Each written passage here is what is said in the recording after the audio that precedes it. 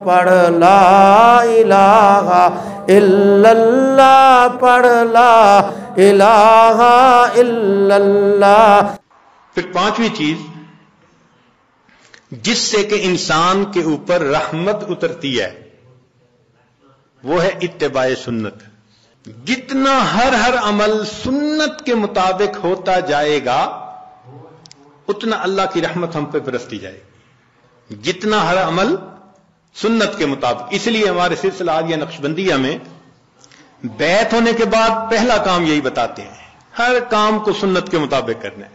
Sir के बालों से लेके पांव के नाखूनों तक अपने आप को सुन्नत के मुताबिक ढालना है। क्यों? एक तो अजर है, एक कुर्ब है, अल्लाह की महबूबियत मिलती है, और तीसरा ये चीज इंसान के रूह की ग़िज़ा भी है।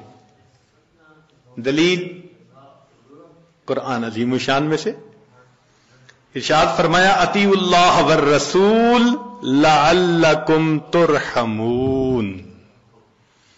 अल्लाह और उसके रसूल की इताअत करो तो क्या होगा? तुम्हारे ऊपर रहमत बरसेगी। तो इत्तिबाए सुन्नत से भी इंसान पर रहमत बरसती।